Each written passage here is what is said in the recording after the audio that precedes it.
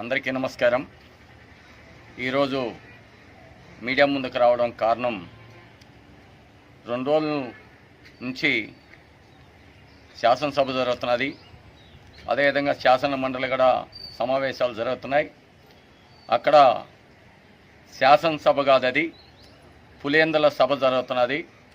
ఎందుకంటే ఈరోజు శీతాకాలం సమావేశం, ముఖ్యంగా కొన్ని బిల్లులు చర్చించి ఆమోదించుకోవడం కానీ, ప్రజల పక్షాన ప్రజలకు సంక్షేమ పథకాలు కానీ, మరి పోలవరం కానీ, రాజధాని నిర్మాణం కోసం కానీ, రోడ్లు మరమ్మతులు అన్నీ కూడా అభివృద్ధి చేయడానికి శాసనసభలో కానీ శాసన మండలిలో కానీ చర్చించి బిల్లులు పాస్ చేసుకోవడానికి ఈరోజు శీతాకాలం సమావేశం నిర్వహించబడింది. అక్కడ చూస్తే అది ఈరోజు చాలా బాధాకరం.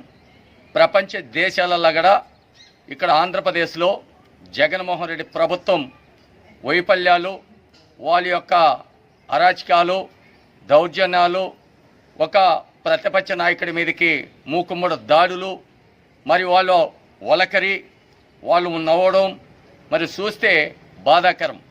ఎందుకంటే మేము ఒకటే తెలియజేస్తున్నాం, మరి ప్రతిపక్ష నాయకుడు మరి ఆయన ఏదన్నా అడిగిన దానికి సమాధానం చెప్పాలనే కానీ, ఆయన అడిగిన దానికి సమాధానం చెప్పలేకుండా మీరు ఎదురుదాడి చేస్తూ, మరి ఆయనకి కళ్ళు లేవని, చెవులు వినపడలేదని రకరకాలుగా బూతులు మాట్లాడుతూ ముఖ్యమంత్రి గారు ఇట దిగజారి మాట్లాడటం ప్రపంచ దేశాలు ఎక్కడ లేదు. ఇట తమిళనాడు కానీ, కర్ణాటక కానీ, కేరళ కానీ, పక్కన కేసీఆర్ కూడా తెలంగాణ రాష్ట్రం కానీ, బీహార్, ఉత్తరప్రదేశ్ ఎక్కడ కానీ ముఖ్యమంత్రులు ఇంత వలకరిగా, మరి ఆయన ఏదో అర్థం కాల. అతను ముఖ్యమంత్రి సీట్లో ఉన్నాడు, లేకపోతే మా మాత మరి నోట్లుగా ప్రజలు కూడా మాత అంత వలకరిగా మాట్లాడరు. ఒక 14 సంవత్సరాలు ముఖ్యమంత్రిగా, 11 సంవత్సరాలు ప్రతిపక్ష నాయకుడిగా, 40 సంవత్సరాలు సుదీర్ఘ రాజకీయ నాయకుడిని, మరి నోటుకొచ్చినట్టుగా 70 సంవత్సరాలు ఉండే వ్యక్తిని, నీ తండ్రిని మరి ఈరోజు మాట్లాడటం బాధాకరం. రెండో చూస్తే మరి నిన్నటి రోజు మరి ప్రతిపక్ష నాయకుడు మేము లేస్తే మీరు పారిపోతారంటారు, మరి ప్రతిపక్ష నాయకుల మీదకి దౌర్జన్యం చేస్తారు. మరి ప్రజాస్వామ్యంలో ఎక్కడుంది అంటే ఈ రాష్ట్రాన్ని ఎక్కడికి తీసుకోపోవాలనుకుంటున్నారు, ఏం చేయాలనుకుంటున్నారు అంటే 151 మంది ఎమ్మెల్యేలు ఉంటే మీరు ఇష్టం వచ్చినట్టు చేయాలా, మీరు ఇష్టం వచ్చినట్టుగా నిర్ణయాలు తీసుకుంటే చూసి ఓర్చుకోవాలా, చూస్తూ ఉండాలన్నా? ప్రజాస్వామ్యది. ప్రజలు ఓట్లేసి మిమ్మల్ని ఎమ్మెల్యేలుగా ముఖ్యమంత్రులుగా చేసింది, ప్రజలు తీర్పిచ్చినారు. దానికి అనుకూలంగానే ప్రజల పట్ల, ప్రజల మనోబలం పట్ల, రాష్ట్రాంగం పట్ల మీరు పరిపాలన చేయాలని, కానీ మీరు రాజారెడ్డి రాజ్యం చేయాలంటే ప్రజలు చూసి ఊరుకోరు, మా నాయకుడు చూసి కూడా మరి ఊరుకోరు. ఎందుకంటే ఆయన అడిగిన ప్రశ్న ఏముంది, మరి రైతులు దాదాపు 9 జిల్లాలలో భారీ వర్షాలు పడినప్పటికీ అంత ఇంత రైతాంగం పంట పెట్టుకున్నారు. దాదాపు 20 లక్షల ఎకరాలు నష్టపోయినాయని, మరి ఆ ఎన్నిటికి కూడా మరి నష్టపరిహారం కల్పించాలి. మరి రైతులకు భారీగా వర్షాలు పడినాయి. మీ శాసనసభ్యులు కానీ, మీ పార్లమెంట్ సభ్యులు కానీ, శాసన మండలి సభ్యులు కానీ, మీ మంత్రులు కూడా ఎక్కడ కానీ రైతాంగాల దగ్గరికి వెళ్ళి, పొలాలకు వెళ్ళి ఆ యొక్క నష్టపోయిన రైతుల్ని ఓదార్చి మేమున్నాం, ఆదుకుంటా ఉన్నాని ఎక్కడికైనా భరోసా ఇవ్వకుండారని మరి అధికారులు కడలా దాన్ని దృష్టిలో పెట్టుకొని, మరి ఈయనకి రాజకీయం అనుభవం ఉన్నది కాబట్టి ఆయనకి రైతాంగాల మరి రైతుల పట్ల తెలుగుదేశం పార్టీ ఎప్పుడు ఉంటుంది కాబట్టి ఈ వర్షం పడిన వెంటనే వర్షాలు నిలిచిపోతానే మరి తెలుగుదేశం పార్టీ శాసనసభ్యులు కానీ, మాజీ శాసనసభ్యులు కానీ అన్ని జిల్లాలలో పర్యటించి రైతుల దగ్గరికి వెళ్ళి రైతుకి ఎంత నష్టం జరిగింది దాన్ని నివేదిక తీసుకొని రండి, ప్రభుత్వానికి ఒత్తిడి పెంచి రైతాంగానికి న్యాయం చేయాలని మరి పంపించిన ఘనత తెలుగుదేశం పార్టీది, నారా చంద్రబాబు నాయుడు. మరి ఆ రైతులు కష్టాలని, రైతుని నట్టేటు ముంచింది వైఎస్ఆర్ పార్టీ అని మరి చంద్రబాబు నాయుడు దీని లేవనెత్తే దానికి సమాధానం చెప్పలేకుండా ఎదురుదాడి చేస్తారు. మరి ఈరోజు గుర్తుపెట్టుకోవాలి, జగన్మోహన్ రెడ్డి గారు పదే మాట్లాడుతున్నాడు, మేము చూస్తే పారిపోతారని. మీకు భయం. మీరు చూశారు 2017లో మీరు 66 మంది ఎమ్మెల్యేలున్నా మరి ప్రజల పక్షాన్ని నిలబడకుండా ప్రజలు ఓట్లేసి మిమ్మల్ని గెలిపిస్తే ప్రజలకు రేషన్ కార్డు కావాలన్నా, ప్రజలకు ఇంటి పట్టా కావాలని, ప్రజలకు ఈదు లైట్ కావాలని, ఇంటి ముందర రోడ్డు కావాలని, మరి డ్రైనేజ్ కావాలని, మరి అనేక రంగాలుగా మౌకు సదుపాయాలు కానీ, మరి సంక్షేమ పథకాలు కావాలని ఏ రోజు కానీ నిలబడి అధికార పార్టీని నిలదీయలేకుండా పారిపోయిన వాళ్ళు మీరు తోడుదాన్న.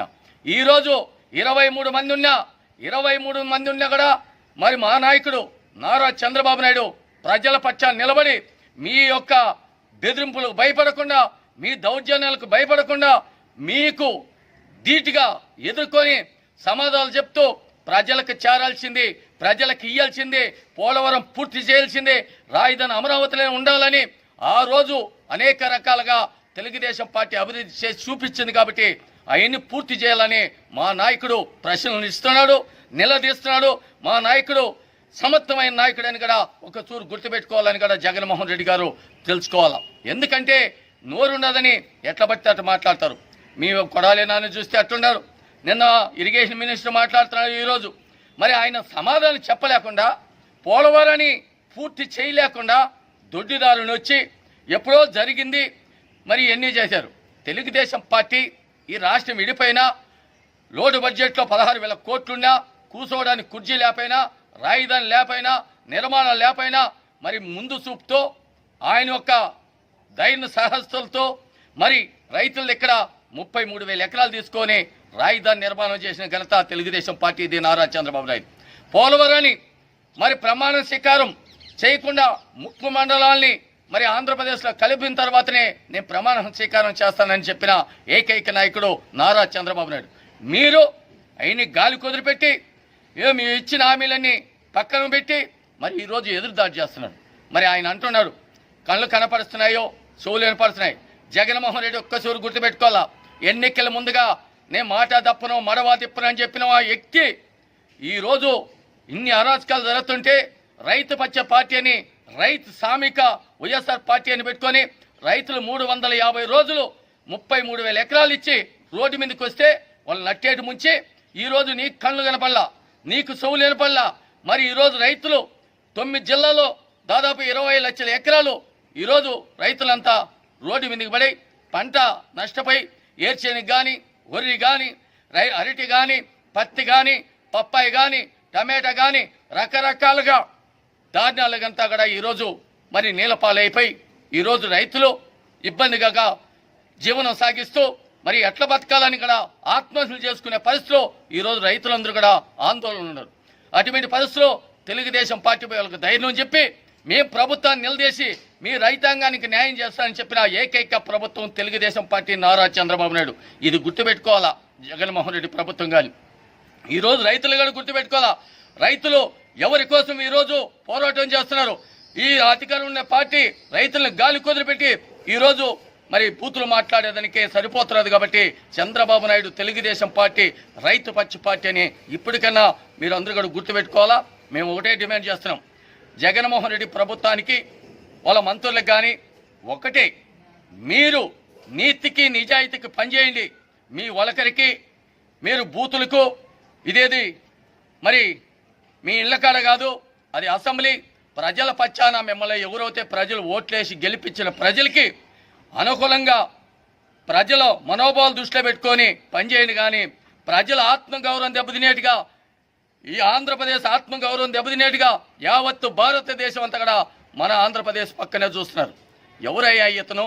రాజశేఖర రెడ్డి కుమార్ గారు బ్రహ్మాండంగా చేస్తారని, ప్రజలు 151 సీటు ఇచ్చినారని మరి బ్రహ్మాండంగా చేస్తారంటే ఇంత దరిద్రంగా బూతుల మంత్రులు పెట్టుకొని ఈ రాష్ట్రాన్ని బూతులు తిట్టడానికే పరిమితం అవుతున్నదని కూడా అందరూ నవ్వుకుంటున్నారు. మరి పదే మాట్లాడతారు. మేము తెలుగుదేశం పార్టీ అయిపోయింది, మేము 150 మంది ఉన్నాం, మేమే ఈ రాష్ట్రాన్ని జీవితాంతరం వెళ్తానని కళ మర్చిపోండి. ఈ పొద్దున్నోడు రేపున్నోడు మన్నాడు మీ ప్రభుత్వం స్థిరస్థాయిగా ఉన్నది. మీరు చేసే మద్యం కానీ, ఇసుక పాలసీలు కానీ, రైతుల మీద రైతు కడుపు కొట్టింది కానీ ప్రజలు ఎన్నికలు గుర్తుపెట్టుకుంటున్నారు. త్వరలో ఎప్పుడు ఎన్నికలు వచ్చినా చిత్తుగా ఓడించి చంద్రబాబు నాయుడు ముఖ్యమంత్రి ఈ రాష్ట్రానికి చేయాలని కూడా అందరూ కూడా ఈరోజు భావిస్తున్నారు, అందరూ కూడా ఎదురు చూస్తున్నారని కూడా మీ మీడియా పత్రికల ద్వారా తెలియజేస్తూ, తెలుగుదేశం పార్టీ ఎప్పుడు ప్రజల పార్టీ, ప్రజలకు అనుకూలంగానే పనిచేస్తుంది. తెలుగుదేశం పార్టీ అయితేనే మరి అటు తెలంగాణ కానీ ఆంధ్రాలో కూడా అభివృద్ధి జరిగిందంటే ఈరోజు కేటీఆర్ ఒప్పుకున్నాడు. అప్పుడు ఐటిక్ సిటీ కానీ హైదరాబాద్ కానీ రింగ్ రోడ్ కానీ మరి శంషాబాద్ ఎయిర్పోర్ట్ కానీ రకరకాలుగా మరి అభివృద్ధి చేసిన ఘనత తెలుగుదేశం పార్టీది. ఈరోజు ఎక్కడైనా ఒక రోడ్డు మొలలోతు గుంతలు ఉన్నాయి, ఎక్కడ చూసినా యాక్సిడెంట్లు అవుతున్నాయి. మరి ఈరోజు ఆ గుంతలు పూడ్చేదానికి ఒక తట్ట మట్టి వేసేదానికి లేదు. మీరు మాట్లాడతారు రాజా అభివృద్ధి గురించి. అందుకని దయచేసి ఇప్పటికైనా రైతుల పక్షానికి ఖచ్చితంగా రైతులకు న్యాయం చేయాలని, మా నాయకుడు అడిగిన దానికి సమాధానం చెప్పాలి, మా నాయకుడు లేవనెత్తిన దానికి ఆన్సర్ ఇవ్వాలి. దొడ్డిదారిన దొంగదారిన మాట్లాడి పోలీసు వాళ్ళని పెట్టుకొని మరి దొంగదారులలో పోయేది కాదు. మీకు కళ్ళు కనపల్లా, చెవులు వినపల్లా, అక్కడ సమస్యల్ని ఏం జరుగుతున్నది ఈ రాష్ట్రంలో, మరి ఎందుకు మనం ముసుగులు వేసుకొని పోతున్నాం అనేది కూడా ఈ ముఖ్యమంత్రి గారు గుర్తుపెట్టుకొని మనం మాట్లాడేప్పుడు ఎతటి వ్యక్తిని మనం చూసుకోవాలా, మన నీపు చూసుకోవాలా. అది చూసుకోకుండా ఆయన అనుభవంతో లేదు నీ వయసు, నువ్వు మాట్లాడుతున్నావు అంటే ఈరోజు బాధాకరం. దయచేసి ఇప్పుడు కానీ మేము మాట్లాడుతున్నాం, మీ మధ్య వలగర మాటలు కానీ బూతులు కానీ మేము సబ్జెక్ట్ మాట్లాడుతున్నాం.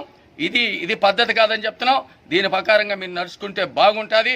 లేని పచ్చాన ప్రజలే మీకు ఈ స్థానిక సమస్యలు ఎన్నికలు ఎప్పుడు పెట్టినా మిమ్మల్ని తిరుపతి బై ఎలక్షన్లో కానీ చిత్తుగా ఓడించి మిమ్మల్ని ఇళ్ళకు పంపించడానికి సిద్ధంగా ఉన్నారు ప్రజలంతా కూడా తెలియజేస్తారు.